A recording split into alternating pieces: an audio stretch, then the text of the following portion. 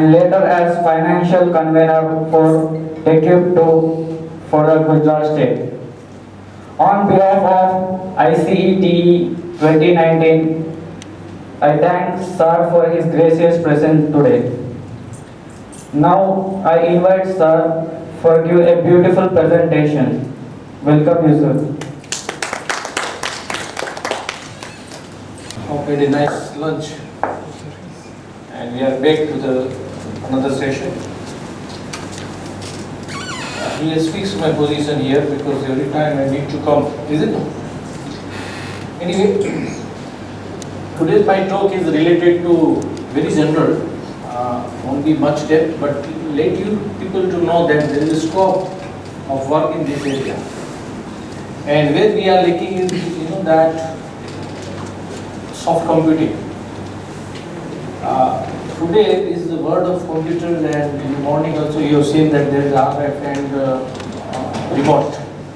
People want to do everything with the remote, and where we are making is that computer people are utilizing civil engineering applications, and civil engineer hardly goes on that side, and it become many a time happen that civil engineering has to just like construction and all that, but something we need to see the automation is tomorrow's world, and we need to learn this side also. It is not a cup of tea for only computer engineer to know the languages and utilize the soft computing. We are capable enough to make our place assured in the coming world. And that is why I selected this particular topic, and also I worked a lot in this area. So I feel that let's have a talk on this computing technique, what are they, and how exactly that can be utilized in our field. Particularly maybe more useful those who are pursuing their MTech and PhD, or those who wanted to think again for their research area. And definitely these techniques will be very much useful for them. So let's see that what is the soft computing technique. Why soft computing is said. So there are some of the names which I have written, that CA, GA, SA, fuzzy, ANN, evolutionary algorithms, selection, and how to select this technique, which is more appropriate for my application. Every problem is a defined problem, differently required to solve it. And real problem only need this kind of application to use. The small problem not required. And fortunately or unfortunately say that civil engineer always have big problems only. It is not easy to solve it. And that is why civil engineering branch is unique branch always. Because we need to find, or we need to face the real problem comes to us. Either if you take an earthquake, either you take a big building or anything else, even in transportation engineering. So we people face the real world problem more than the other branches. So we need to see that what exactly kind of problem which we need to face, and which problem, how I should solve that, and which application today we can use it. This much that I think most of the problem have a solution. Selection of technique definitely required. Application in civil engineering particularly, where we apply. I say any day problem, you just see or you think that this is the problem and how I can solve that. So before going to this, one should know that how I should formulate my problem in terms of mathematics. Any problem. Either if you wanted to work with the concrete, or everything requires some kind of technical or technicality. Either it is simulation, either it is optimization, something. And optimization most common problem. Mostly this kind of technique comes from them only. People want to optimize. People want to minimize the cost which occur. How do I do that? So if any project you take, the question always right that how I can minimize my time. We do have learned the CPM part. We find out the constraint, where the constraints are there. We will see that how I can appropriately formulate my problem so that my objective I can achieve. So biggest problem is to identify or to formulate the problems which you are facing with. And nowadays many problems in real life, just think, you require to think on it, then definitely you will come through it. Where exactly how we can go ahead with. So these are the some outline of my presentation. Only we discuss about first two techniques. Rest of the techniques I just will tell you that where we do use. So just general introduction of subcomputing technique. Subcomputing was a formal area of study in computer science, as I said. But now it is not so. We also utilize in our many problems, real life problems. And you search any of the genre of AC or good genre, you find people as used to solve their problem. Why this technique has came into the picture? Because see, there implicit uncertainty, partial truth. These are the certain fact in life. What is going to happen tomorrow? How the men behave, human characteristics, all are difficult.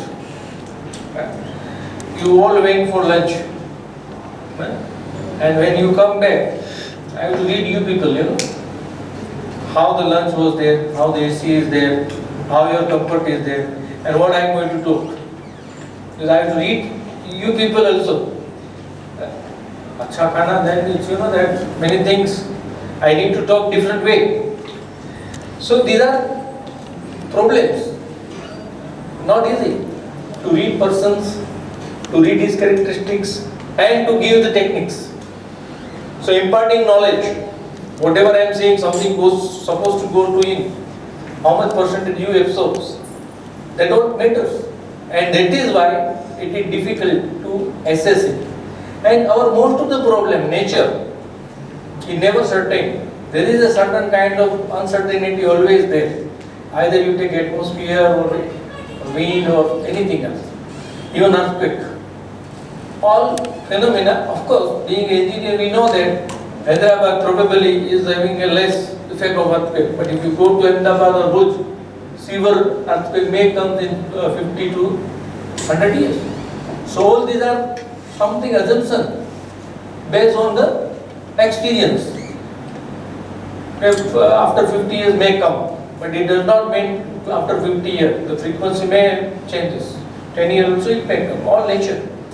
So with that we have to calculate all the things, how I should develop my, even while you are calculating the flooding for bridges, maximum the frequency of last 50 years we take flood, and then we say okay fine, some probability, some uncertainties will be there, but we find that certain thing is reliable, doesn't matter for me. So that are all things which is uncertain, where this kind of technique definitely we can go ahead with. So these are all certain recent techniques where one can use it scientifically to our civil engineering problems. Now see the components. Most of the languages are work with 0, 1, 0, 1, 0, 1 kind of computing language, that is which is called machine language. And how do you assess your computer skill or programming skill with that? All lies in that.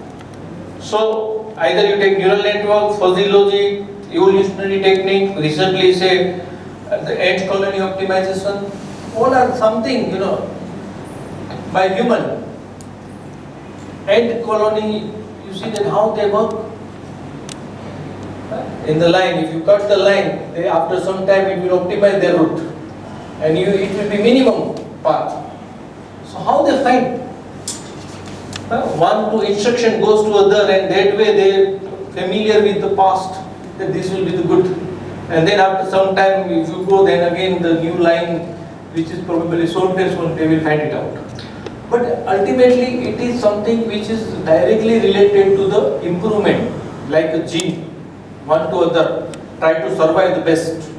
And this particular approach, this is a natural phenomena. But that natural phenomena, how we encompassing with our techniques, or in the form of algorithm, and we find the optimum solution. In the morning, for some time I was here, people were talking about optimizing. But how do you do that? Is a question. Today we do have ready-made software with us, but that all that based on certain kind of assumptions, certain kind of ready-made mathematical evaluation techniques. But to give the software to you and you solve, I don't think it won't happen. One has to understand the problem, one is to understand the weightages, one should understand the constraint, and then I work a lot in optimizers. That is, I can tell you, it never be the easy cup of tea. But when you talk about the system, somebody tell you Hyderabad Metro is running with this loss. How do you get benefit out of it? One is true, you are engineer, so if some problem is given to you, it is going loss. How my objective is that I should get that in profit, or if not, I should minimize my loss. That I can do. But for how you will go with the problem, that is one has to think. What are the constraints? How do I formulate? All that. But definitely you can do it.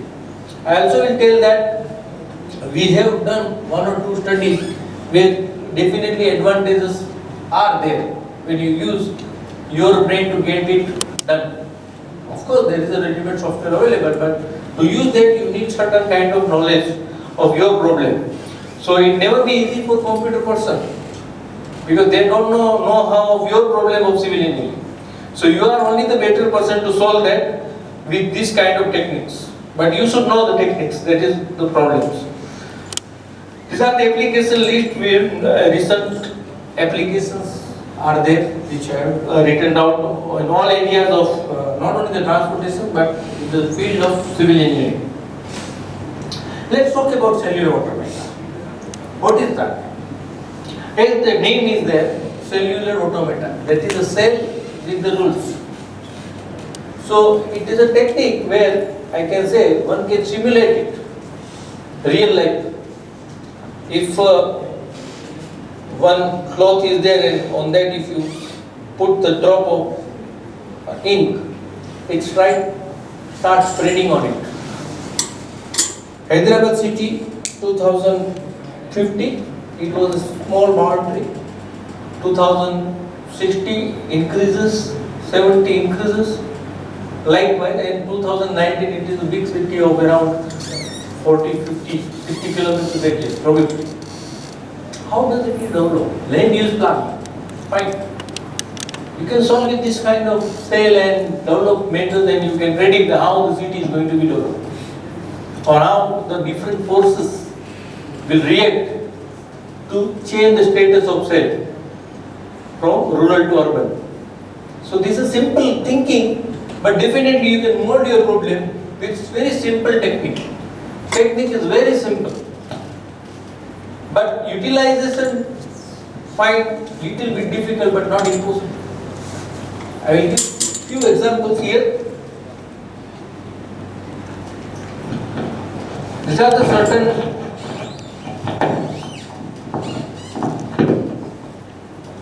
what is cellular automata, that I will let you know that. Then why cellular automata? One should use application of cellular automata. This is the certain applications in our civil engineering branches. But as I said, the cellular automata is a simple cell, maybe square, rectangle, trapezoidal, different type of things you can make it. Why cellular? Because it is easiest way to solve with the computing. You don't require much of the knowledge, just you deal with 0, 1, 0, 1, 0. And that is why it is more useful. CA, our dynamic system, is having a space and time. Just change the status, relative dimension with the time. Only two things are there, that is why it is very easy. Maybe array, simple array, or maybe a grid, one can simulate it, and a lot of other things. From that you can change this. This is all two-dimensional, three-dimensional also one can go ahead with. Here car 184 I have written, that is very much useful for traffic or a flow kind of dynamics. Person using a flow dynamics, either it is in fluid mechanics or maybe in irrigation or maybe in transportation or traffic flow.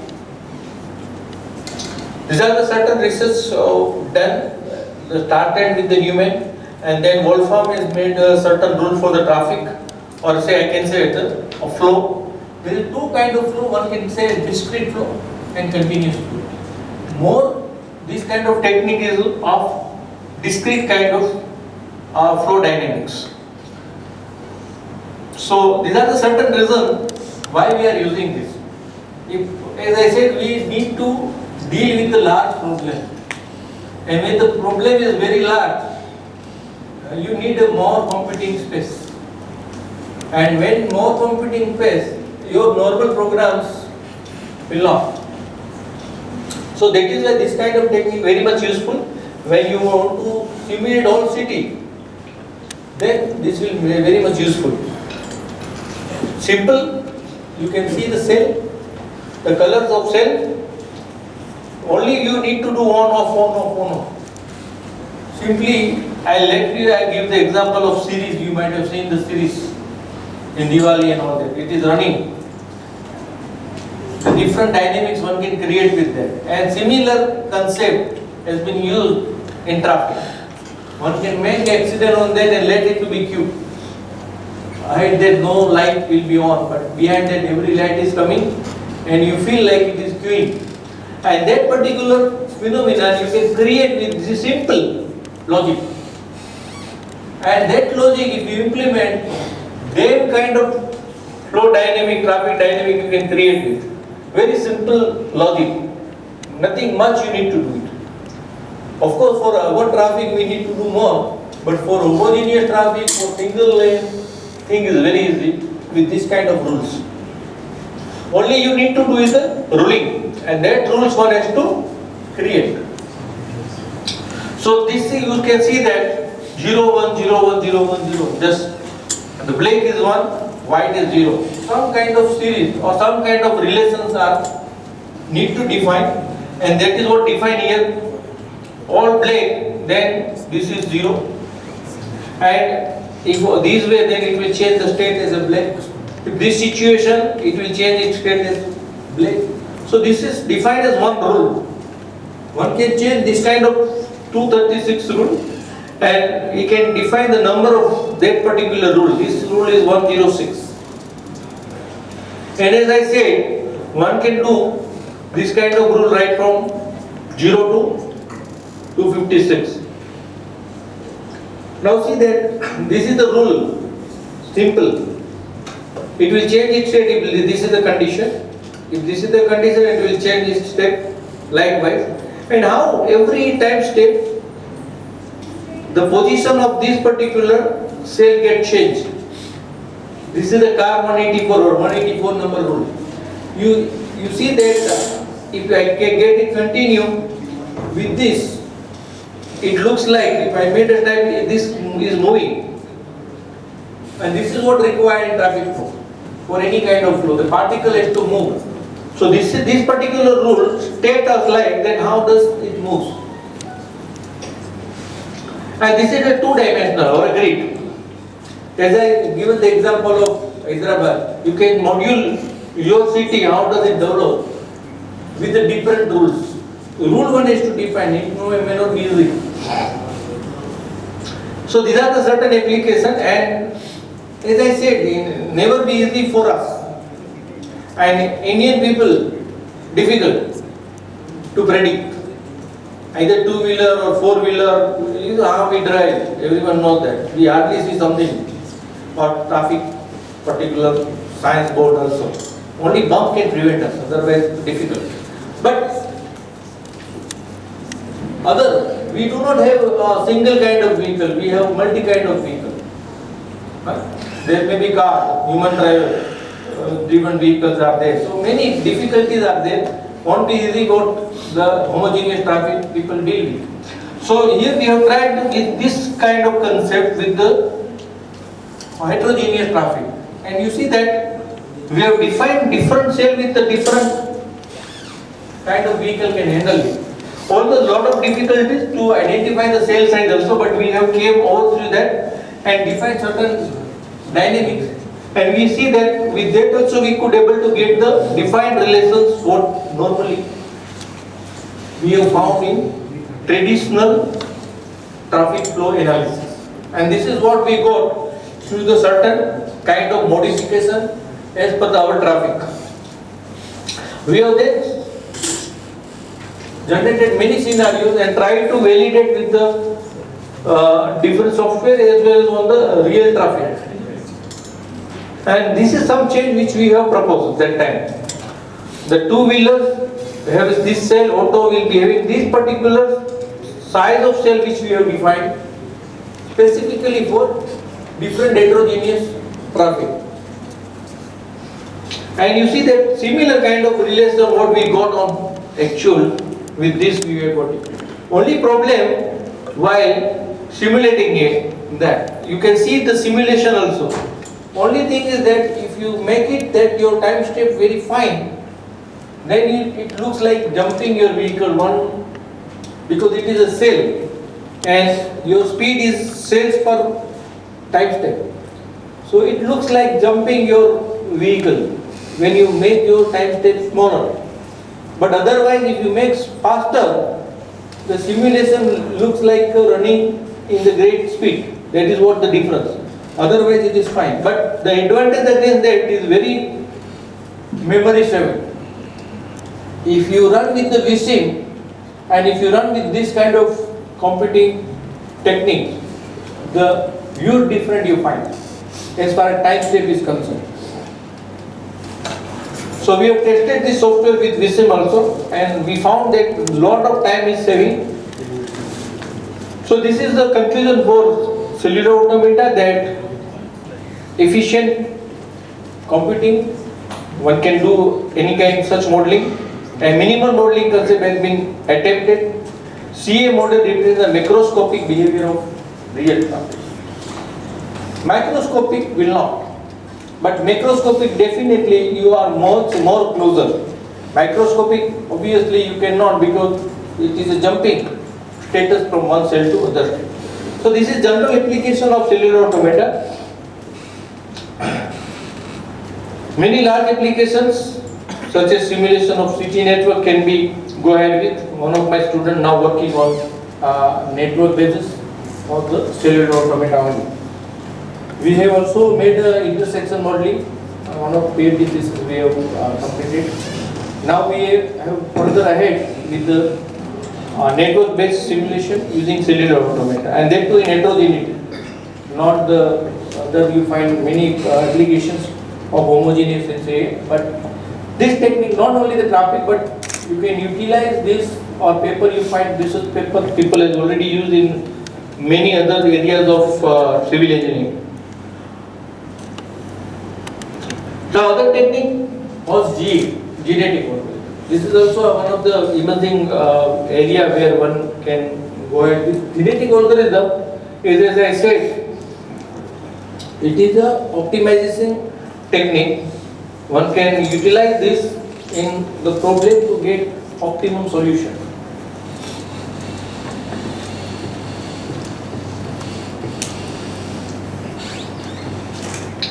So let's, why GA? Why not other things? What is GA? How to apply and where to apply? And this is something I will conclude within 10 minutes because time may not be permitting me. So, why we should use GA?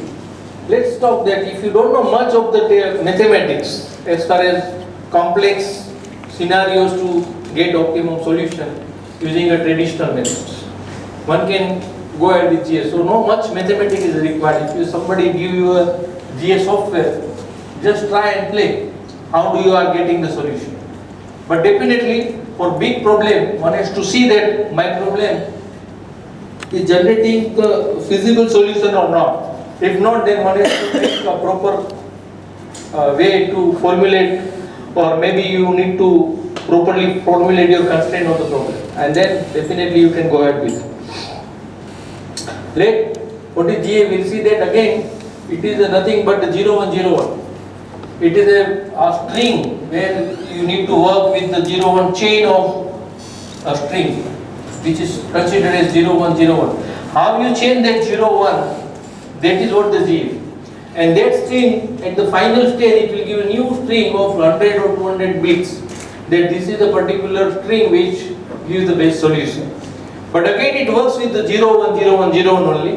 You need not, because the software is available, you may not know what is inside. But inside is the story of the binary. Let's see that these are the techniques, how it deterministic codes, then sequence discern, stochastic codes, and then GA. Then again on that people have used similar tunneling to give the micro simulation kind of thing, and statistical algorithm. These are the certain algorithms to get the best solution of given problem. This is something which I say only one example. Fxy cos x into cos y. It is two-dimensional problem. You see then how does it looks? It looks like this.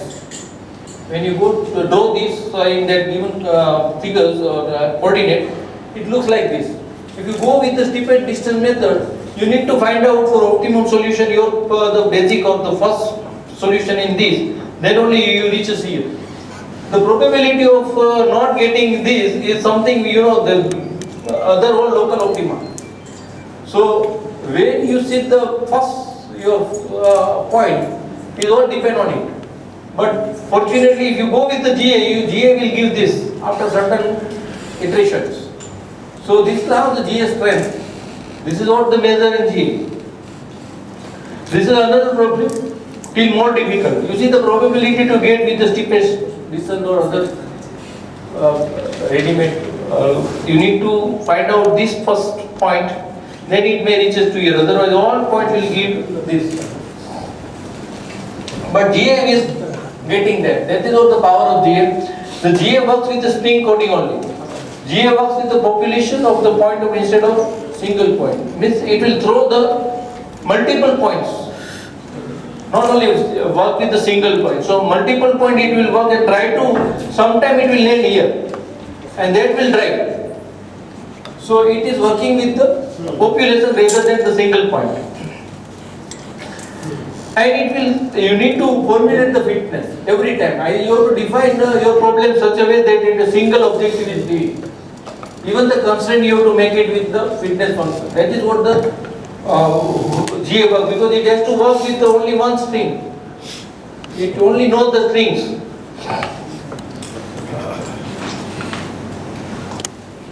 This is some definition was given in Goldberg book. The GA is a mathematical algorithm that transpose a set of or a population of mathematical objects, each with an associated fitness value, into a new set or new generation of the population of offspring object using operations pattern after natural occurring genetic operations and the Darwin principle of reproduction and survival of the fittest. This is something given in the book. Understood? Definition understood? Those who are working is fine. Otherwise, definition lot of the each word you have to pick. And I have to explain you each word, then you will come to know what is exactly here. But nice definition. In the one para I said, they have defined nicely that how does GA works. It works with the single string, it will work with the Darwin principle, where the three rules are there which will, and then after that it reproduce. These are the words which is used actually, gene they have used in definition, it is a bits, I said 0101. Then they have used the string word chromosome, it is nothing but the 0101 long string. Locus is the position where exactly I have to define if the 10 bits are there. I can define 5th bit or 7th bit, that is depend on that. LL is the value of gene, how does it work in binary. Genotype is the encoded solution and phenotype is the decoded solution. So all the solution you have to have into the terms of the binary. And this is how it is defined. work with the fixed population, how does it work? Important is this four. It reproduce with certain background, and once it is reproduced, it will do these two operation on it and find out the new generation. And every time, surprisingly, it is giving better and better result. And if it is not found any result, it will repeat the same. So after 10 iterations, if the no more good solutions are there, you find that all the population are equal. It means that there is no chance of improvement as far as the given constraint or given problems. So that way it works. The simple example I will give it to you, will come to know that how does exactly it works. This is the roulette wheel which 10 more minutes, not much time I will take. See that this is the wheel which will give certain kind of probability. The chances of choosing 3 is maximum.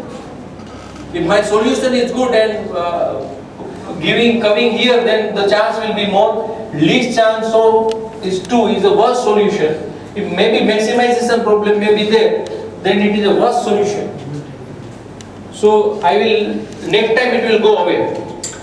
So this is how the crossover. The first step it makes simple. If this is my string, then it will change some bits, defined bits, and then new generation will come out of it. So this is my parent. They will generate through the crossover by changing this part and this part. It will be new of string. So now this will be my new solution instead of the previous one. This is a 2-point crossover, that was a 1-point crossover. One can define the application he may select. And in the mutation, only the one particular bit will get changed, 0 to 1. That position is very important. One can select that. But the small kind of change which may give your probability to comes into the area which may not be coming in your first particular population. You see that how does it work? Say string 1, 2, 3, 4. This is a now crossover. These two has taken part and they have taken a new string. This does not have change. This does not have change. And then mutation out of all that, only one has taken part. Normally mutation probability will take place. This may be more. So 2 people has taken part, only single changes are there. And totally this is one particular population. This is the new population. How does it work? This is the way it works. But you see that this is the one generation. Every generation it is improving. Your solution improving every time. That is some good thing is happening in GA. So this is how does it work. And now let's see, I talk about 5 minutes of the applications. We have taken Ahmedabad BRT bus rapid transportation system is there. In Ahmedabad, we have taken a real problem. We have identified the routes there, because routes are fixed in Ahmedabad BRT. They already have running in this phase. So these are the route is fixed. So it becomes very easy for us that only 12 route we have to work with. Otherwise, one has to find out the first route in the routine scheduling program. Here, advantage was that this number of routes BRT is running was 12. And then we have generated the case shortest path in each particular routes. Then we ask GA, formulate the problem with this user cost and operator cost. In our problem, we have given little bit more weightage of operator cost, because operator cost was very important. People said that we need certain kind of benefit, so we worked on that. This is the formulation we have used for the particular solution, and just I will go through this quickly. But certain thing is required. This is a penalty which I said you need to look for the constraint. Constraint is nothing but a penalty here. If my problem is on going that side, I will give more penalty. So that next time it won't go that side. That's why it works. Now this is how it is improved. Existing travel time and geo-optimized. You see the travel time get reduced little bit. Similarly, transfer time. Transfer time was 1.37, 1.015. Total time, waiting time, it is increased here in the geo-optimized, whereas it is here 2.09. It means person we are getting more buses immediately. Here they have to wait more. As my problem was toward operator, so operator has reduced the buses.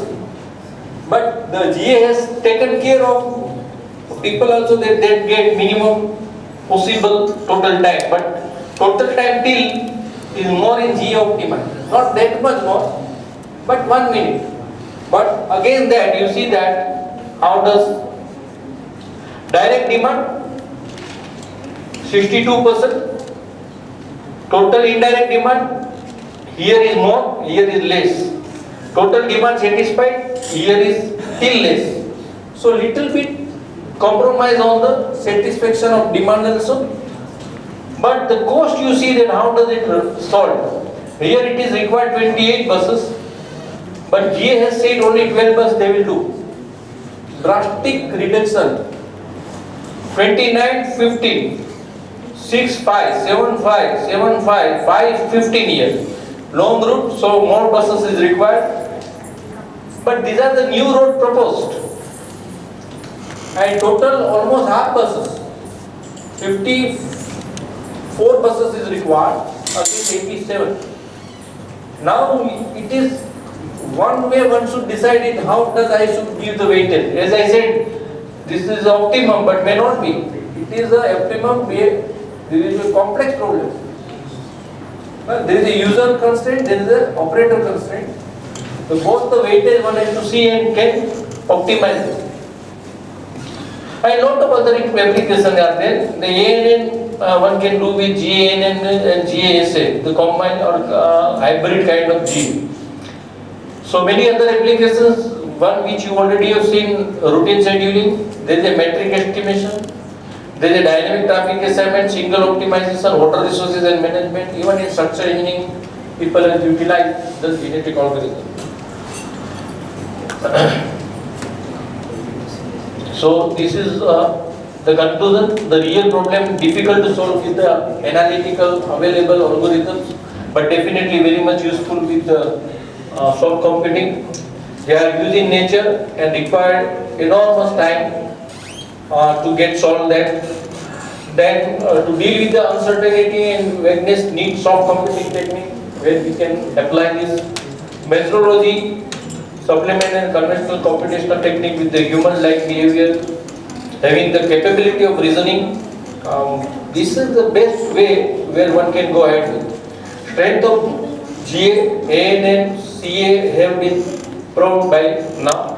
The wider application in the field of civil engineering is in the today's name. ANN is artificial neural network where one required to train their data and they can predict well. So in civil engineering particularly we have a lot of such kind of application also. And more probably water resources people are using very widely the use of ANN technique. But data prediction one can work very well in that. So with this, I think I am ending my presentation. Thank you very much for inviting me to have the discussion with you. I am inviting the questions also from your side. If, more time is not permitting, so I have limited my talk with this with the constraint. You know, when all this is and somebody asks to write abstract in one page, it's very difficult. So a lot of things and need to compile in 45 minutes until you people already lagging with the schedule. So I finishing with 40 minutes time. Any question, please? Sir, I have one question. Please. In the genetic algorithm, you are getting two where for two functions you are getting a maximum in optimal value. Did you consider every time one objective function only, or did you try that also? Change in the, where you are getting more time there. We have compiled it. There is a objective and there is a user and there is a operator. We have given weighted to both the sides, multiplying C1 and C2. The weighted defined by us. So it is fixed value. That is why we have given more weighted to operator. So the problem is toward that it goes to the operator side more. But they still found good solution. But inherently it takes automatically, you minimum value, maximum value, it takes, it picks best value. Yeah. So, But we wanted to give more to that we give automatically. But they try to find both the things the equally. facility has got that facility. Yeah, the facility. This was the runner in my code only. I have not used any software. My code was made accordingly, and then it is working like that. This code I developed in around 2000, and then lot of modification I have done myself as my student, working on it, and now it is quite handy with us. But ready-made I don't know. But people are using with the MATLAB also. Yeah.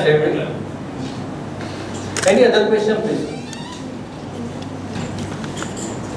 The two things are there. Either you understood everything very nice, yes, and all is fine, or either didn't understood anything. That is also fine. That little bit, even if you know that this kind of techniques are people using, and let's try with that. And when I was studying in IIT, people go away from this because need coding that time. In 98 I admitted for my MTech, but people don't want to go that side. A little bit, because more computing is required. And it was not easy application that time. But nowadays, nice, everything is very readily available. One can go through that and utilize that. Fine, then I conclude. Thank you very much for listening.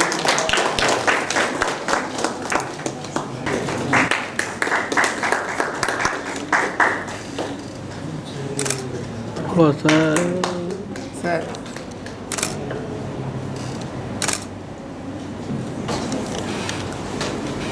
He received BE from Osmania University in 1994, MTech from NIT Warangal in 1996, and PhD from IIT Madras in 2001.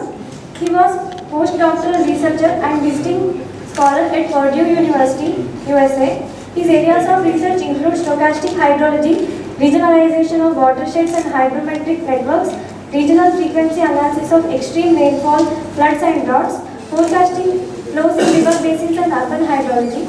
He has published a book and over 100 articles in journals, conferences and books. He is recipient of Young Engineer Award from Indian National Academy of Engineering, Distinguished Alumni Professional Achievement Award from NIT Warangal, and recognition as eminent alumnus from Osmania University. And also he is recipient of Chinese Scholars Fellowship of Purdue University, USA. He is recently associated with editorial boards of the Institute of Engineers, Series A and current science journals.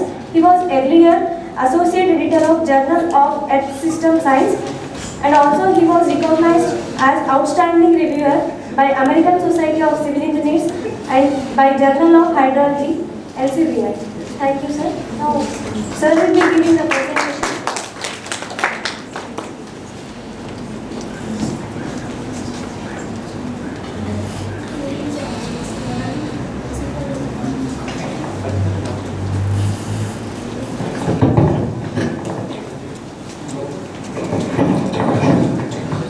Good afternoon to you all. First of all, I'd like to thank Professor Shashikant and his colleagues for inviting me to make a presentation here. And I was of the opinion that we'll have more general audience, so I can't put too many impressions, but let me just mention as before. So, focus is on floods, different types of floods, what kind of approaches are being used, and where are research gaps. This one, like this, right? Thank you.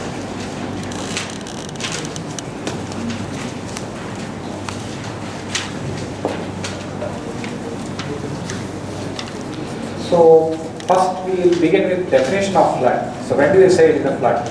So land which is usually dry and it gets submerged in water, then we call it as flood. So it is irrespective of where it is located. It could be near any water body, large water body, or it could be even far away from water body. For example, urban floods. We don't have a large water body for that to occur. So usually floods are those natural disasters which cause havoc. So every year we get to see flood in some other part of our country and different parts of our globe. So what are the effects basically? So it affects environment, it affects life, property, and also affects the mental and social health of people who are all involved with these kind of disasters. So last year we had unfortunately floods in Kerala, last year floods, which affected many people. 450 deaths have been reported, lakhs of people were displaced, and the loss is estimated more than the state's annual plan, roughly 26,500 crores. And this figure, it indicates one of the locations within Kerala. So before we can see what it is and after what it is. So one can clearly see the effect of the disaster in that particular part. And these are some of the photographs on the floods that have occurred in different parts of our country. Kashmir, Uttarakhand, Mumbai, Hyderabad also we had floods. Bangalore we usually have, even for short duration rainfalls. Depth of rainfall may not be substantial, even then we have this kind of flood situation. And it is, you can see some people, for them it is a play, but actually it causes a lot of problems to several people. And here are some of the photographs which you could just get. You can see what kind of situation people go through. These are not only common in India, but in different parts of the world. Here you can see airports, the California airport, Chicago airport. So we usually have this problem occurring everywhere. So the main issue is what is causing this kind of a problem. And before proceeding with that, my title was prediction of floods. So usually when we go through any article related to the floods, the type of terminology that we come across is prediction, projection, forecast, different kind of things. So first I thought we'll just have a clarity on this terminology before we proceed further. If you look at this prediction, basically it's obviously a statement that there is a certain chance of flood of a specific magnitude to occur, but over a larger period of time. There is a 50-year time window, 100-year time window, and so on. So how we specify the probability in the form of either exceedance or non-exceedance probability. So once in 50 years, once in 100 years, and so on. So that kind of terminology is what we use. So with that we come up with an estimate. When we are talking about projection, we try to speculate like what kind of changes are likely, say in the climatic conditions or land use and land cover conditions, and corresponding to these different scenarios that are speculated, what can be the value that can be given for a flood. So they all go into projection. So it has an associated scenario. When I talk about forecast, we are more specific. It is a specific statement regarding on a particular day, particular time, how much amount of the flow we can expect at a location, how much amount of rainfall we can expect at a location, so on. It's more specific statement. Usually it used to be with a deterministic type of models, but these days they are being given by stochastic models, but the amount of uncertainty which is associated with this forecast is quite less when compared to what we talk about in the case of prediction. So when we talk about forecast, we generally short-term forecast, medium-term, long-term forecast. So we don't go into such large window as what we see in the case of the prediction. There are different types of floods. So before we try to predict, first of all we should have an idea of how many kinds of floods are there. So riverine floods are fluvial floods, and the urban floods are fluvial floods. Then we have groundwater floods, the coastal floods. We are looking at riverine floods. There are different causes for riverine floods. One is extreme high cliff stages of excavation.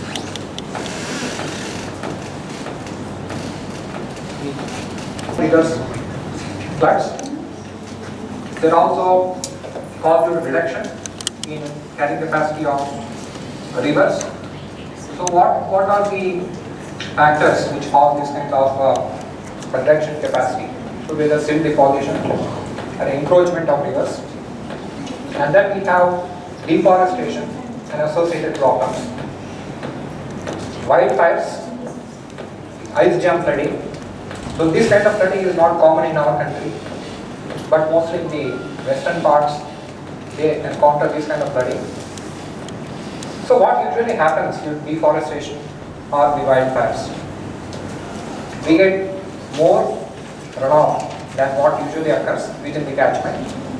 And the type of soil in the case of wildfires, it is called hydrophobic. The infiltration capacity gets reduced and the response time of an area gets shortened. It quickly responds to whatever rain the catchment receives. We also get riverine floods due to breaches in civil engineering structures like these dams.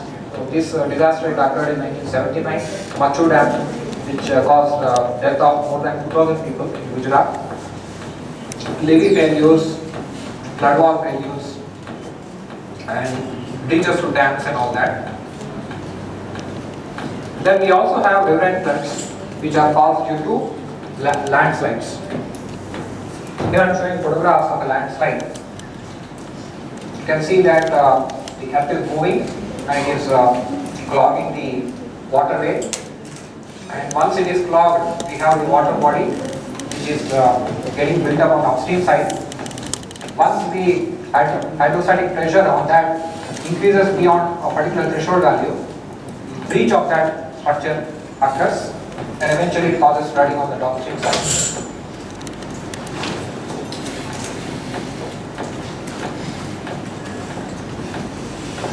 Urban floods are also common.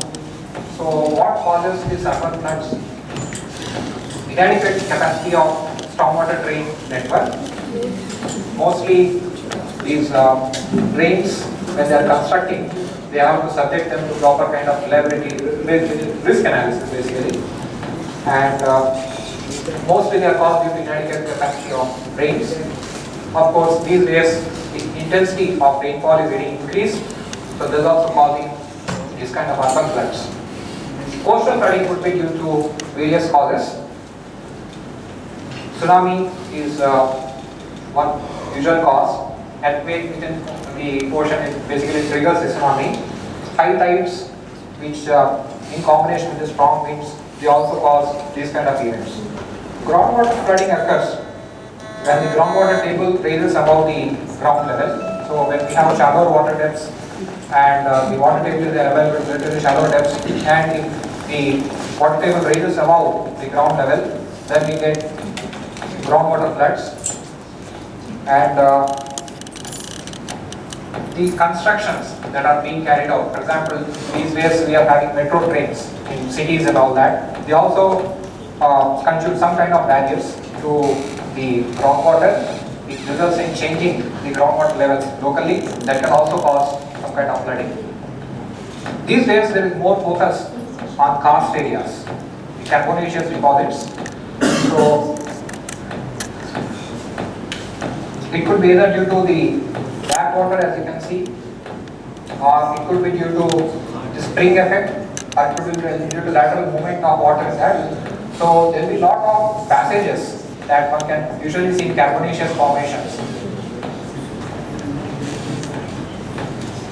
So we have something called sinking holes, sinking streams, and so on. So some river which is moving, it all of a sudden disappears, it emerges from some other location. So those kind of things we can see. Here I was working on watersheds in Indiana State in USA. So there we had some of these kind of formations. And when we perform the regionalization of watersheds, that area gets segregated into a different kind of a zone. So we can see the southern parts, we can see this. So those catchments are are getting delineated separately. In India also we have this kind of formations, but the available information is very limited. This I could get from a recent report, Chennai 2017. It identifies some of these areas which are carbonaceous ones, so we need to look further into this. So there is a lot of interest these days to work on the karst areas. What are the main challenges? So basic thing is we know what are the various causal factors. Now after having identified causal factors, we need to look into some other aspects. So what is this? Having known the predictors, our predictant is flood. That flood is of different types. What are corresponding predictors for each and every type of predictant that we also know? Coastal flood, what are the predictors? Likewise, riverine flood, what are the predictors? The urban flood, what are the predictors, and so on. Now when we want to consider these kind of things in modeling, because model is what eventually needs to develop. When looking at a model, the first problem that we encounter is procure information on predictant as well as predictors. So predictors are known, predictant is known. Of course, there could be some limitation on identifying predictors. That is because there could be complexity in the type of causal factors that cause a flooding. For example, I would like to mention one thing. There could be a scenario where multiple causal factors could be coming together to cause an event. Rainfall, we know very well, is convective, orographic, cyclonic. The mixture of these things can cause rainfall. And we are talking about the flood usually in our country results from excess rainfall. But melting of snow can also contribute. So we are talking about multiple causal factors. So snow contribution, rainfall contribution at the same time. Even if we are talking about the perennial streams, there we find flow throughout the year. Groundwaters are available at relatively shallow depths. So groundwater flooding is also common in those areas. So groundwater flooding together with the rainfall caused flooding, together with the snow melt caused, of course in the form of precipitation, all these can come together. On top of it, we can have some kind of events like a cyclone or something else occurring. So there are no models available right now. There are mixture of processes contributing to floods. There are mixture of processes. So knowledge is there on this since last several decades, but the point is developing such a model is really complex. The reason is you cannot say how much percentage contribution is there from each and every one of these causal factors at any given instant of time. So that keeps changing dynamically in time, the percentage contribution from each of these things. Now, thing is, where do we get this data from? We get it from gauges. And these gauges, what are the issues associated with them? Number of gauges is usually limited.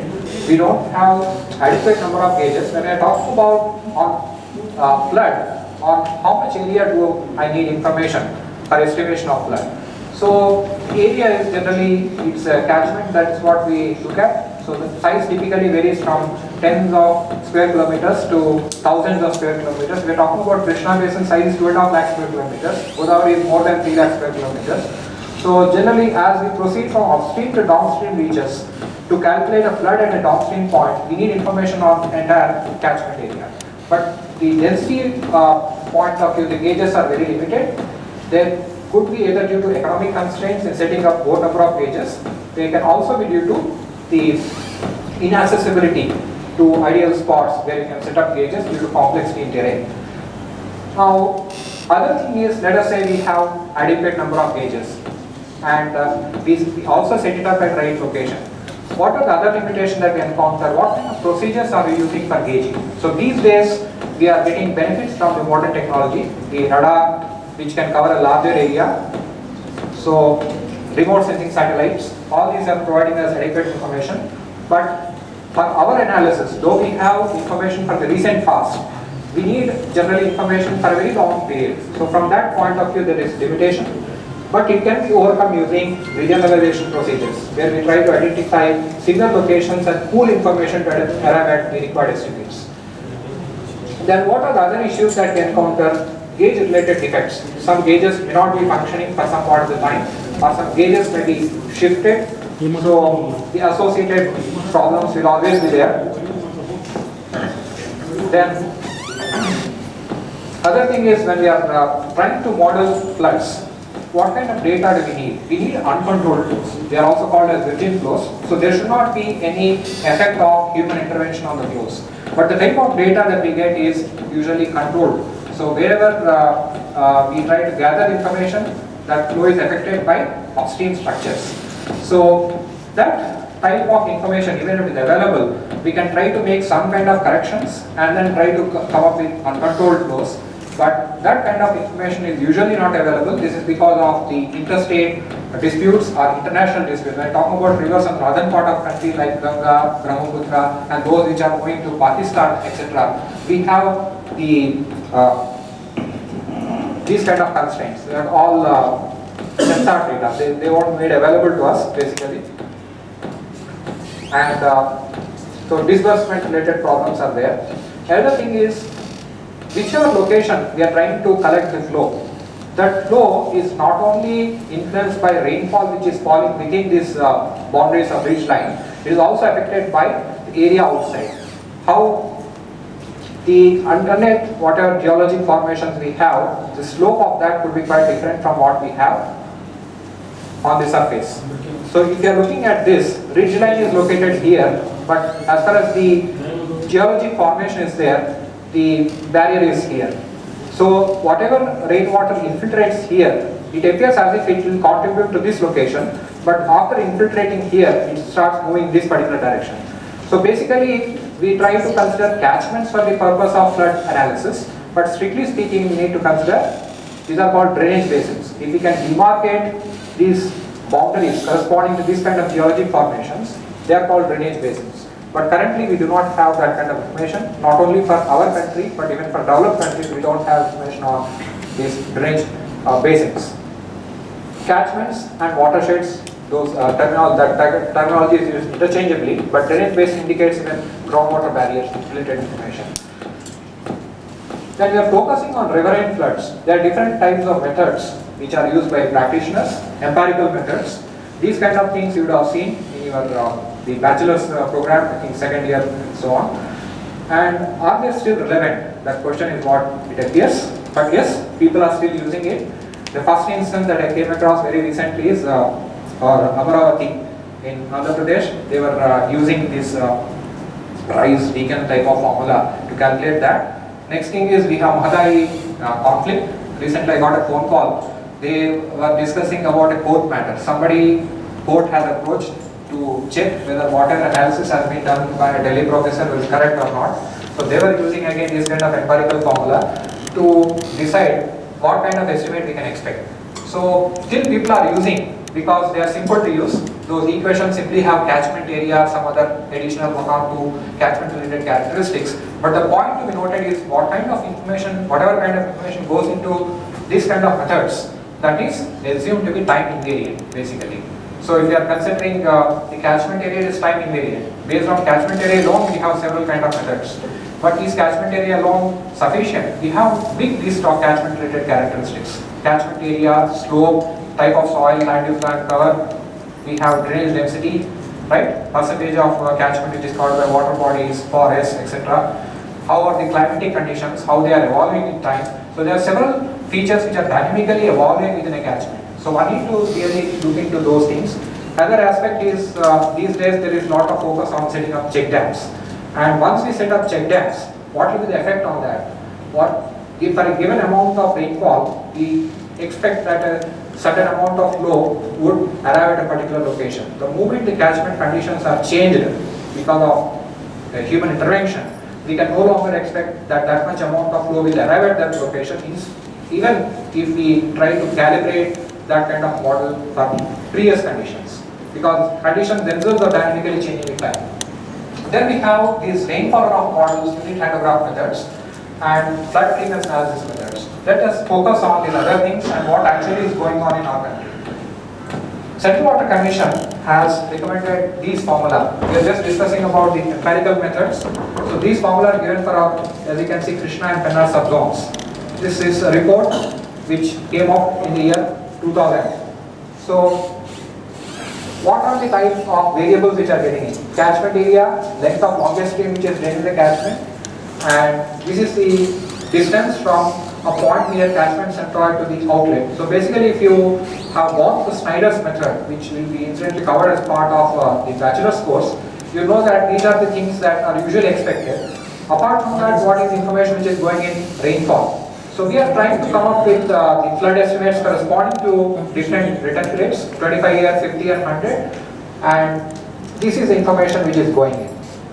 So we can obviously feel that this kind of thing will not work out. Though it is some kind of simple procedure which can give an estimate, those are the procedures which are not reliable. When we are looking at the second method, which is rainfall runoff method, as the terminology itself indicates, flood is determined based on runoff, and some information is going in as rainfall. And if I am interested in coming up with a flood which is likely to occur, say, once in 50 years or once in 100 years or whatever it is, I need to know what is the rainfall which will trigger that kind of a flooding. What will trigger once in 50 years or once in 100 years, what kind of rainfall will trigger that. These graphs, if you see what I am showing on the bottom part of this slide, these are derived based on studies which are carried out in United Kingdom. So they have a report, FEH, Flood Estimation Handbook, which has been evolving over time for the last 4 decades. Based on this graph, what information we can get is the below part is return period for rainfall, and the vertical axis shows us return period for the flood. If we are just focusing on this 100-year return period rainfall is causing something like 70-year return period flood. Or if you are interested in say 100-year flood, that is resulting from roughly say 150-year or so return period rainfall. Usually, several times we get to see what kind of reports are evolving with our government bodies related to different projects. What we find is that return period of rainfall and return period of corresponding flood are considered one and the same. That is 100-year rainfall will result in 100-year flood. So the studies which have been carried out in United Kingdom, what they indicate is that higher return period rainfall will result in relatively lower return period flood. What about our country? We are yet to carry out these kind of studies to come up with these kind of maps which can be used for our analysis. Then we have something called unit hydrograph method. So what is this unit hydrograph method? Pulse response function we need to get. What is pulse response function? It is a unit hydrograph for a catchment. So this we need to determine for several catchments which are located upstream of our target location. And once we have those pulse response functions, we can convolute them with the rainfall related information and then come up with what kind of flood flows we can expect from each and every subcatchment, which in turn can be routed and we can get the flood at any target location. Now the point is, what is being done in India is we are using these unit hydrograph methods. But the point is, how do we come up with this unit hydrograph or pulse response function? It is again based on regression relationships. And what do those regression relationships provide us? Those regression relationships provide us time invariant unit hydrograph. So it is usually 1 hour unit hydrograph with, which has been derived based on a study which is carried out in 1983. 1979 also we have relevant reports, even in the 2000 I have shown. So it has been evolving over time, but the issue is always it is time invariant, whatever we consider. As you can see, our country is divided into total 7 zones and 26 subzones. Right now also Central Water Commission is determining use of information related to these subzones. What kind of information do we have from each and every subzone? It is a set of regression relationships which help us to derive this pulse response function or unit hydrograph. And now the issue is what kind of rainfall should go into that. As I said, higher return period rainfall will result in relatively lower return period flood. Now that information is anyway not available, but even if we assume that rainfall of a particular return period will result in exactly same return period flood, how do we determine that rainfall related information?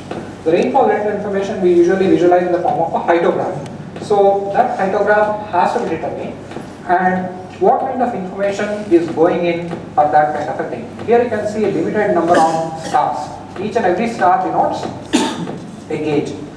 So these this information is what has been used very recently. 2015, RMSI is a consultancy organization, so they have made use of this information. If you are focusing on this particular part, southern part is divided into several zones, as you can see, 301, 302 lower, middle, upper, 303, 304, 305. Any part we choose, the information which goes in should correspond, should be representative of that particular zone.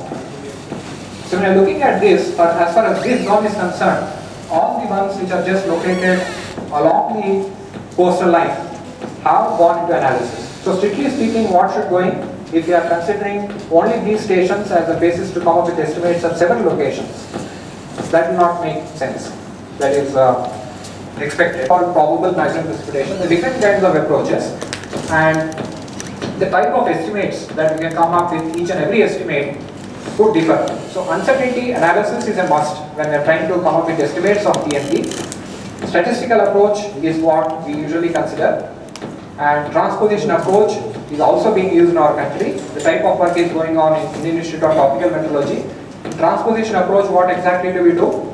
Historically, some kind of rainfall might have occurred, critical rainfall, let us say 1917 or some other year. We try to move it to our target location, change its orientation, make adjustments for difference in elevation and so on, and we try to come up with these PMP estimates.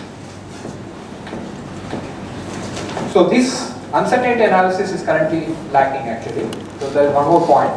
Just for you to have an idea, I'm talking about probable maximum precipitation, what kind of area it can cover. If you are looking at this map, it is in our Gujarat state, as you can see.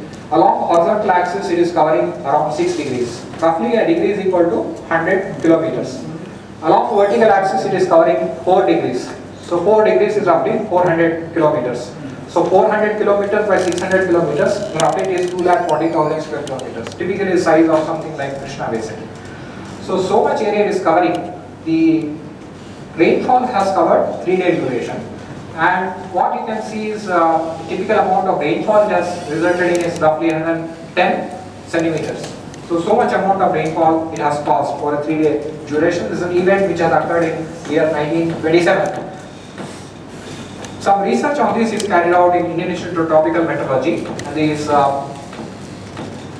contours, what we see, correspond to this probable maximum precipitation of different areas. If you have an idea about depth area duration relationship, then these are based on that particular analysis.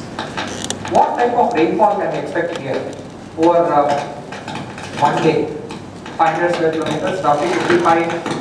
If the area is slightly larger, 1,000, 5,000, 10,000, we can see it is getting reduced. As the aerial extent increases, the average depth of rainfall or area is reduces. That's what we can see. If we are looking at this and we come up with the corresponding estimates of how much flow we can expect. This one typical example I am giving. This is example of Tungabhadra Dam, which is located here.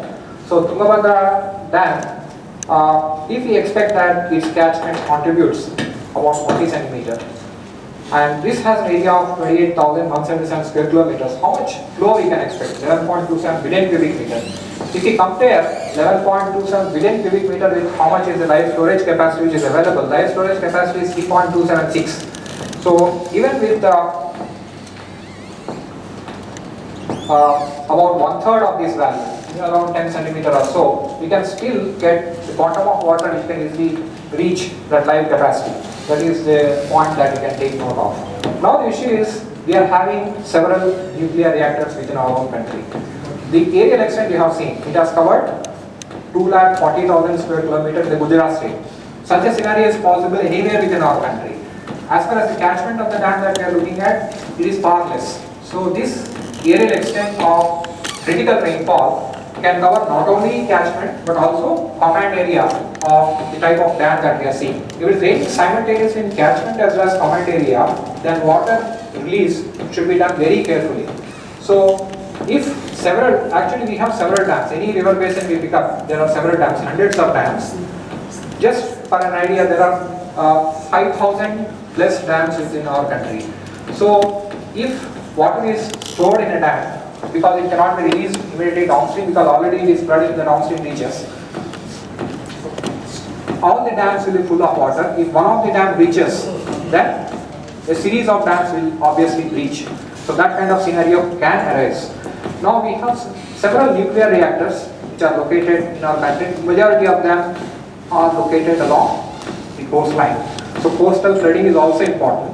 And together with that, what is the thing we need to do? Riverine flooding is important. If you are looking at Chennai kind of city and so on, riverine flooding, urban flooding, together with the coastal flooding. So I am talking about multiple causal factors for flooding which need to be considered together. So we have to look at something like composite risk analysis in order to address that kind of issues.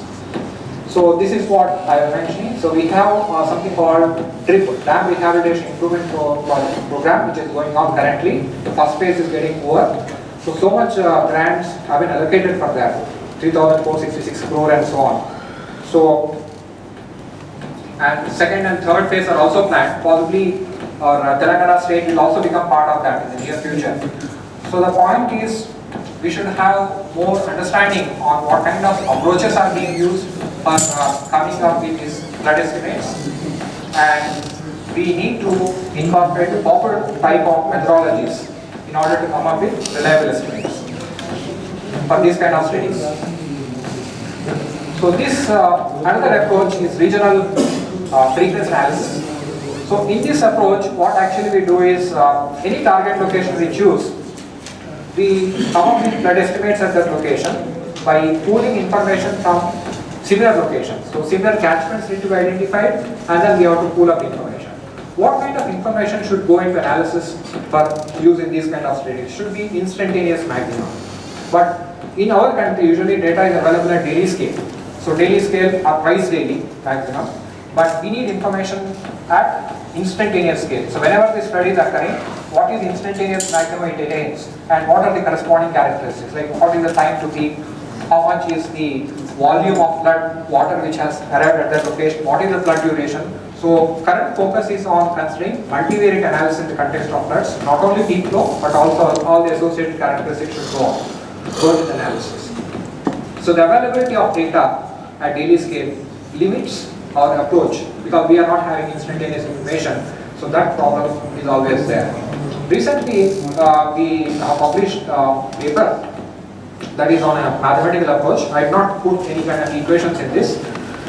So there are a lot of limitations with these kind of approaches, what we are considering with the current level of information which goes in. Usually what we try to do is when we are pooling information, some stations have higher flows, some stations have little lower flows. We try to scale the data by dividing by a scaling factor, then we try to pull it up. So when we are provided a data is nothing but a sample. Even in the previous talk there was mention of sample population and all that. So sample is what is nothing but a subset drawn from a universal set. Set theory you know very well. So you can visualize that whatever data we are getting is nothing but a sample drawn from a universal set. So in this approach we try to identify which is a universal set from where we have obtained the given data as a sample. So it is just like doctor touching a patient and trying to speculate what could be the possible cause. So that is what we do. And when we are pooling, as I mentioned, we try to scale data. Given information is divided by something called scaling factor, that is usually mean or median of flows which we observe at a site. Given data, which is a sample, represents a random variable. Mean also represents a random variable. Why do I call it a random variable? Something which keeps evolving with time. Mean with last 30-year information will be something. Mean with last 50-year information will be something. So when you are dividing a random variable by some other random variable, implications of that, instead of modeling the original random variable, we are coming up with some other new random variable, we are trying to model that random variable. So the original frequency distribution of the data will get transformed, and this paper what we published try to address that particular issue. How we can perform the transformation from the original space to a non-dimensional space to pool the data by avoiding those kind of issues. This method has uncertainty associated with several distributions. Up to 5 parameter distribution people have gone. Wakeby distribution, Kappa distribution, and the general logistic, extreme value, Pareto, etc. And there are variety of procedures. Usually in our book we usually see method of moments. but we have probability weighted moments and its special cases. So there are different methods which have gone into analysis in the context of flood analysis. So currently there is a need to see that which are all potential approaches, they are used simultaneously, and uncertainty in whatever parameter estimates we have, we try to assess that when we come up with making the prediction. So whichever model we develop, it has parameters. In general, we can classify them as location, scale and shape parameters. Shape parameters can be more than one in number. What are these? These are different procedures which can be used to come up with estimates of those parameters. So one need to look into that kind of uncertainty. Another issue I'd like to point out, generally several catchments are engaged. We don't have any kind of information. Still we need to come up with hydrograph estimate. How we can do that? There are geomorphological approaches. So we can make use of geomorphological approaches. We can try to come up with estimate of instantaneous unit hydrograph, which in turn can be used to come up with estimates of unit hydrograph of desired duration. So here you can see one of the typical basins I am showing. All the first order streams, second order stream, third order stream, etc. All different order streams are shown, and we have these Horton-Stoller ratios.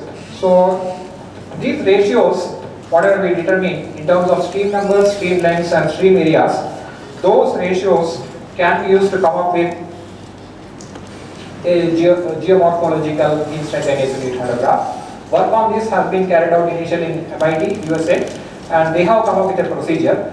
Now, this procedure, if you are considering, what are the implications?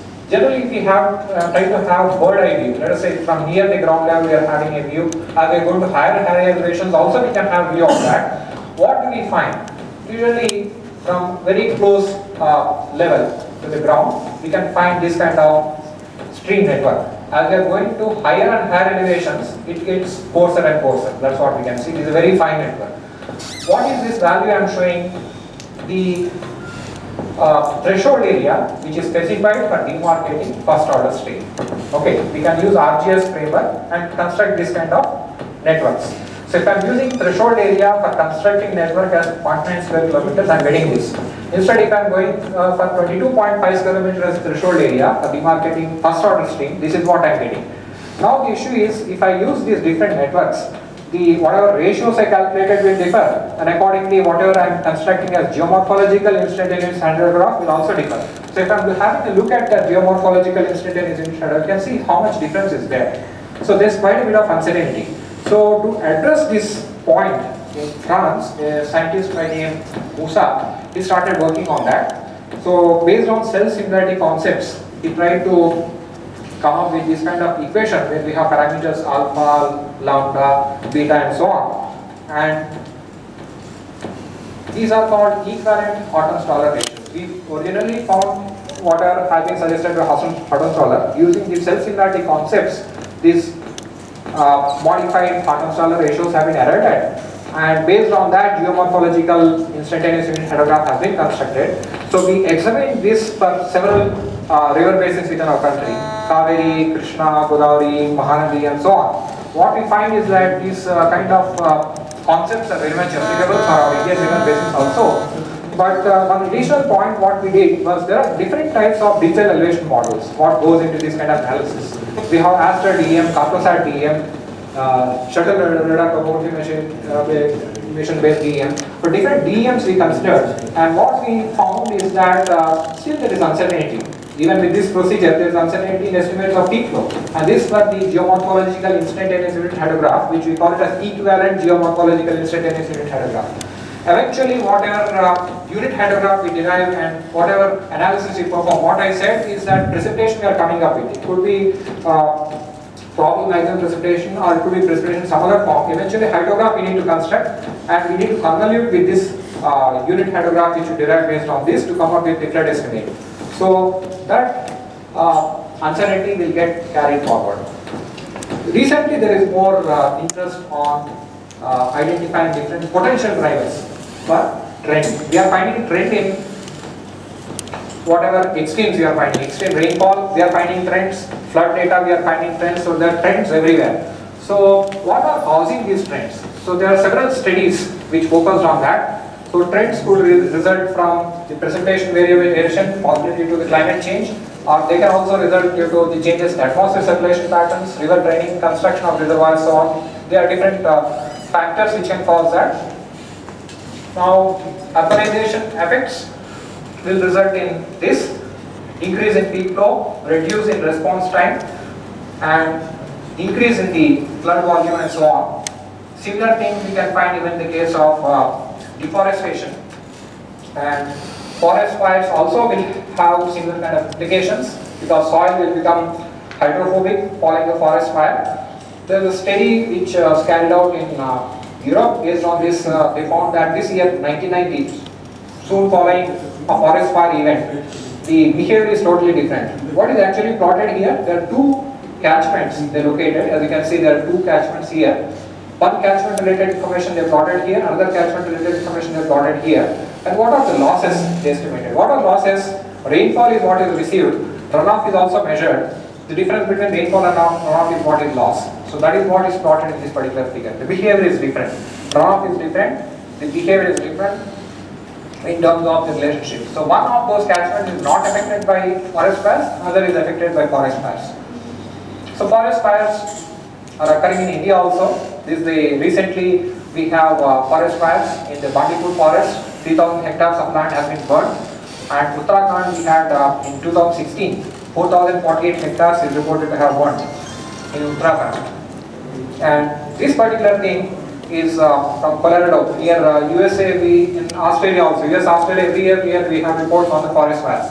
So remote sensing technologies will help us in identifying how much area is burned, but eventually we have to use that information hydrologic model to come up with the changes in response.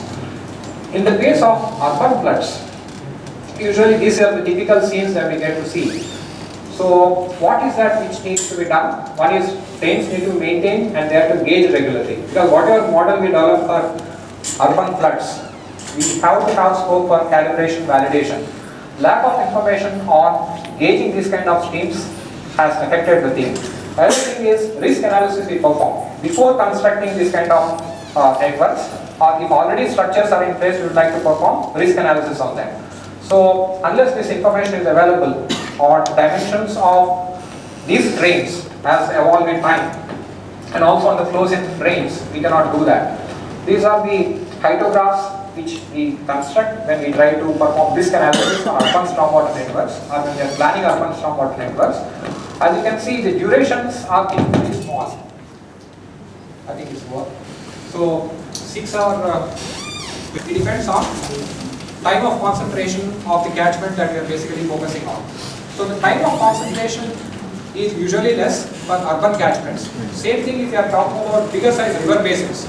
Time of concentration is typically multiples of days. 1 day, 2 day, 3 day, 4 day, etc.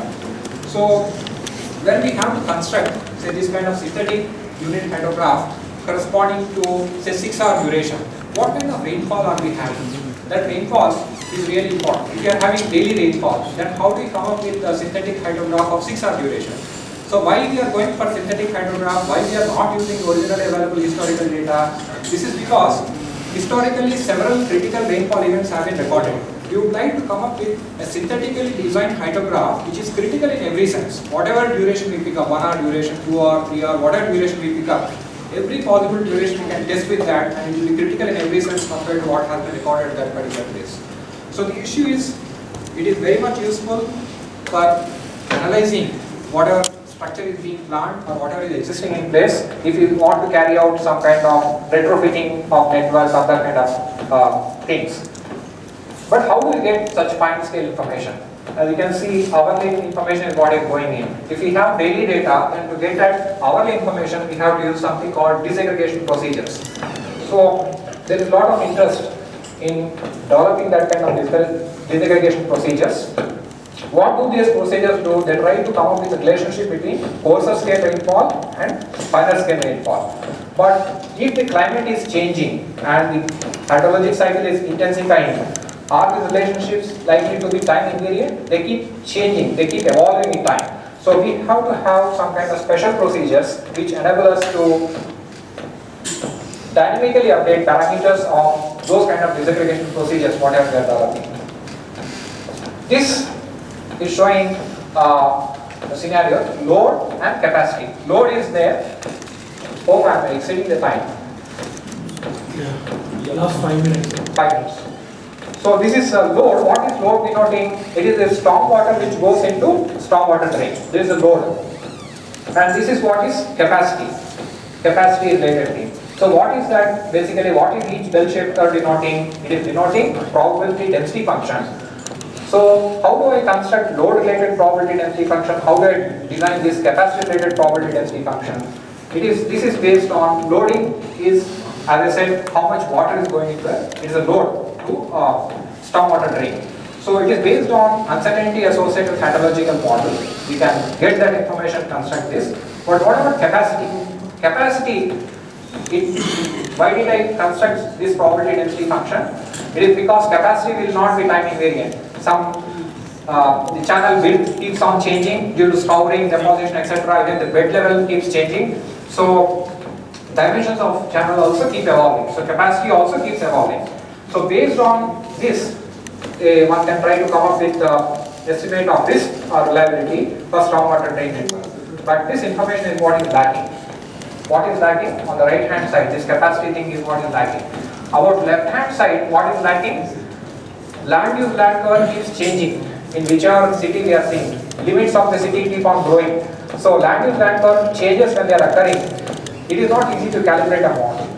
So whatever model we develop, parameters we come up with, if the parameters are not constant but they are evolving in time, then the issue is how do we account for that? So there is a need to develop some advanced procedures which help us to see how, whether it is a river basin scale or this kind of urban scale, how we can dynamically update the parameters of whatever model we are seeing, how we can calibrate it even if catchment conditions are changing.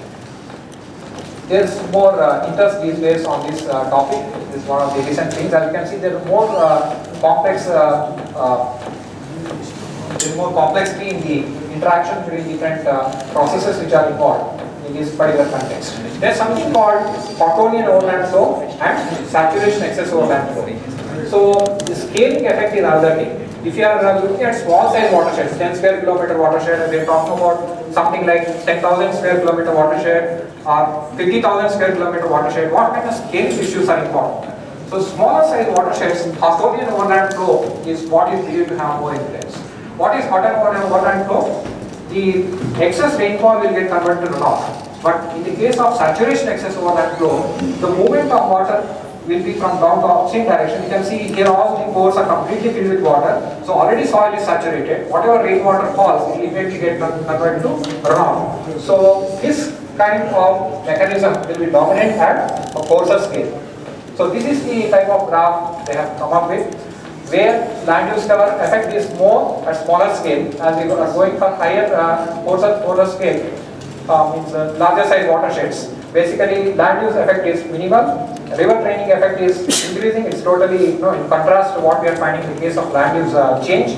The climate effect is shown in this particular manner.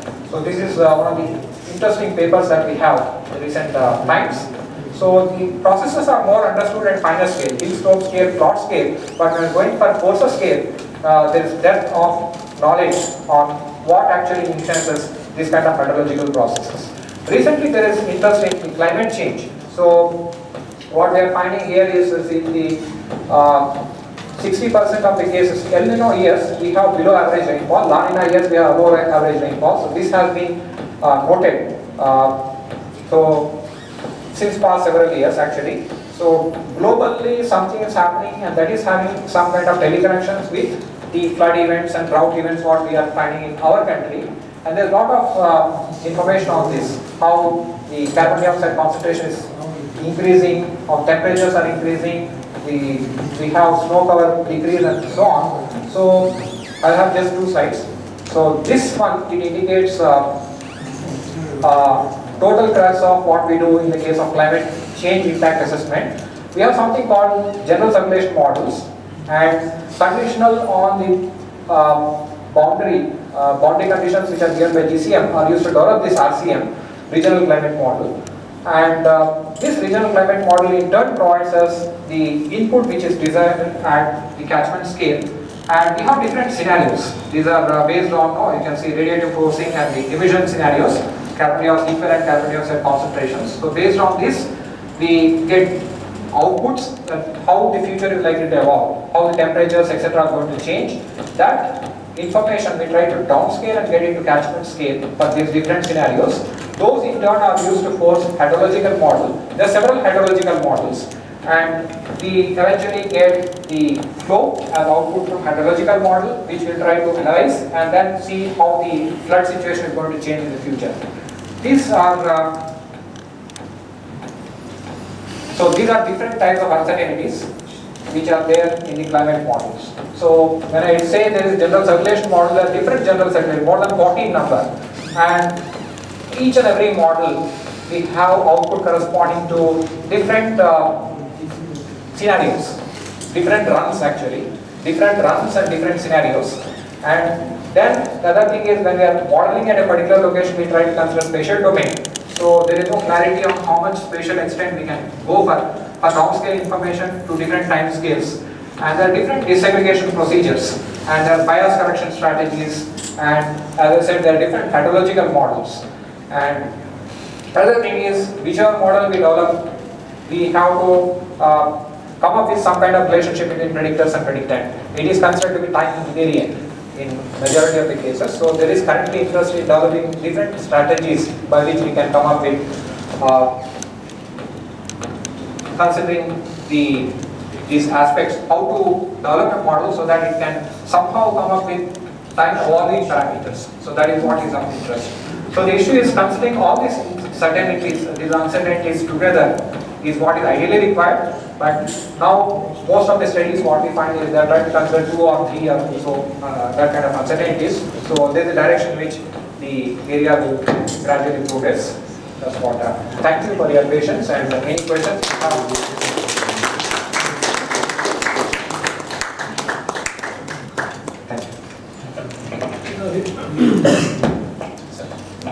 Regarding this PM research problem maximum well, estimation, mostly we are using the synthetic hydrograph method, but it is for limited catchment areas only. When we have to estimate for the PMF of Godavari river, which is of massive catchment area, what sort of method we have to use? Is it empirical one, or and even that one also in the steady flow conditions, non-uniform flow conditions, one dimension, two dimension, so many parameters are there.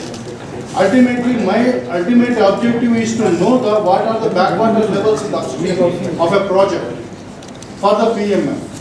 Even in this one, in one of the projects in Gujarat, they have taken the sedimentation effect, which gave the 3 to 4 meter rise in the backwater level, which forced the government of Gujarat to go for 20 villages acquisition. Oh, okay. That sort of issues have come up in Sardar Sarovar.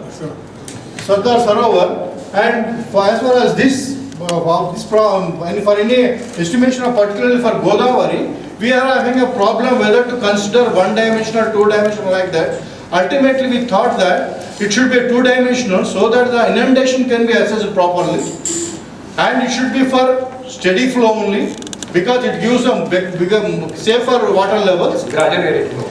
Yeah, steady flows, and it should be for the non-uniform flows. Because we have the particular non-uniform flow conditions in the particular flood PMF situations, in that sort of thing, what sort of methodology we have to adopt for getting actual PMF? Then whatever estimate we come up with, it has to have associated uncertainty. So we cannot single out and say this method is definitely the one that you should go for. We can definitely identify 2 or 3 different options, and with each and every option we have to come up with an estimate. And before even applying that, we have to calibrate and properly validate it. And with these different methods, what is uncertainty band we are getting, that we have to analyze. And then whatever is the judicious decision that we need to take based on whatever information we are getting from these different models. No, the problem is judicious. This issue has to be raised in the Supreme Courts. So there we have to stand by the legal forums, legal platforms. Right. So there the issue. Sara is the chief engineer of I am chief engineer working in government of Telangana. So the issue is we have to stand before the courts. Whatever we have the study for PMF, that should be stand before the courts. We are facing that a big problem. I guess the manuals and etc. whatever we bring out, because the different codes and all that, there should be some mention of this, because otherwise, as I mentioned in the Mahaday case, court has approached somebody and they have used simple empirical equation, and they are trying to argue against a more rigorous analysis which has been done by a professor from IIT. Yeah, that's the problem. Whatever we do the studies, they are challenged before the courts and it is finding to be difficult to defend our cases. Yes, sir. Yeah, one more. In Hyderabad, in the year 1907, if you have heard about it, in the month of September, we have had probably the greatest flood that the city of Hyderabad has faced. On that day, in a span of about 23 hours, we had about 48 inches of rainfall, with the result that about 40% of the city was completely damaged, flooded, washed off. In fact, even 10 to 15 miles from here, water was flowing on the top of the banyan trees. It is considered probably the epochal flood in Hyderabad city.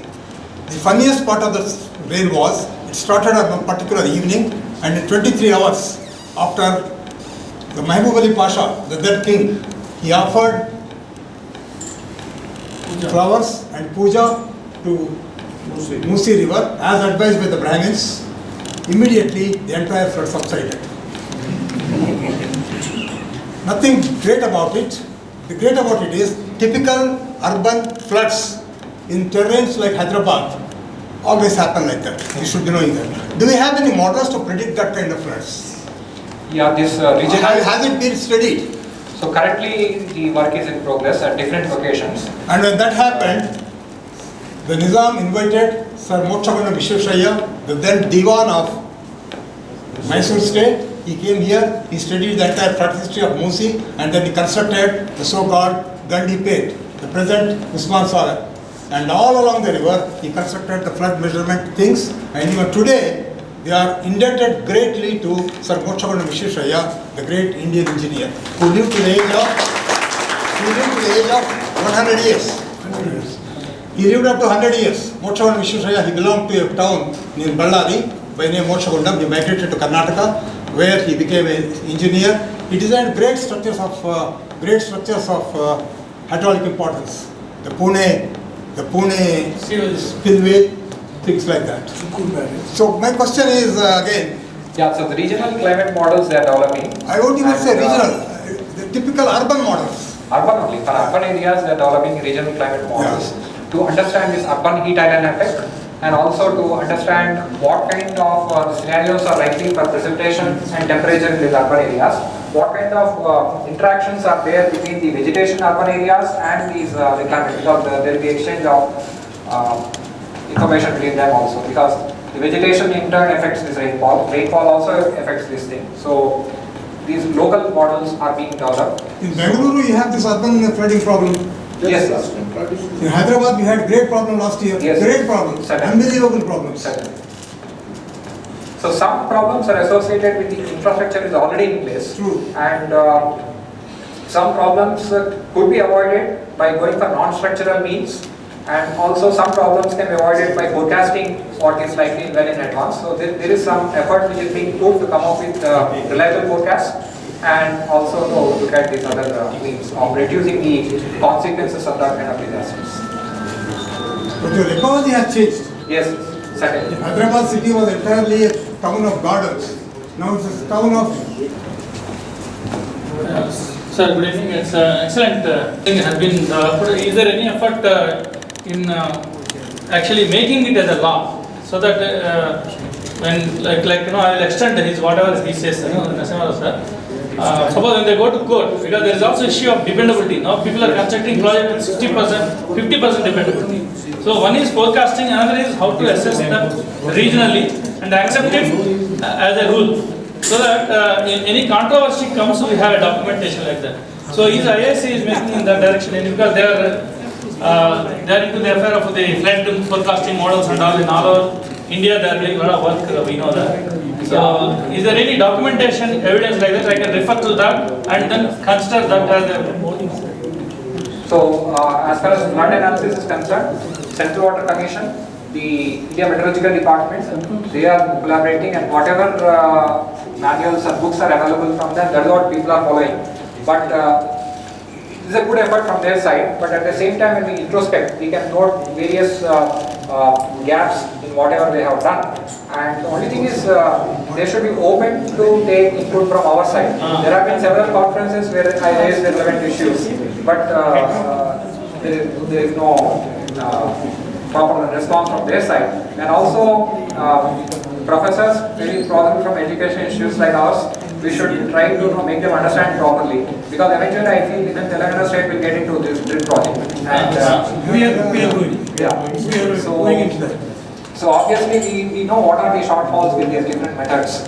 And in fact, draft break analysis we did. We considered 4 different types of uncertainties, and we are finding different kind of results actually.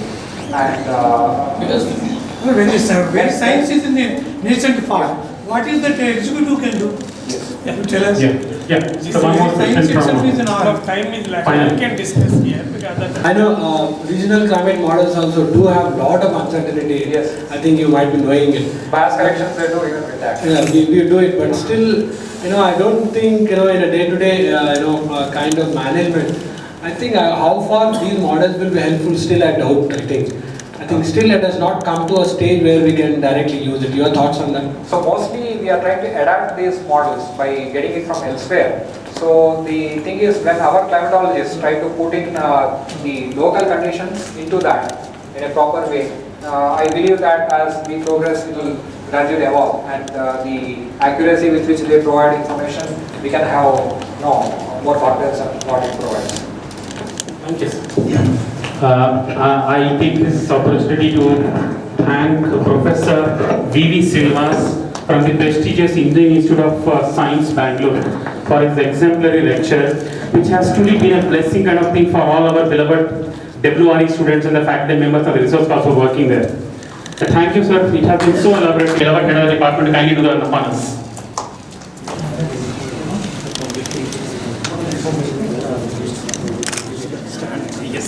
I'll stand.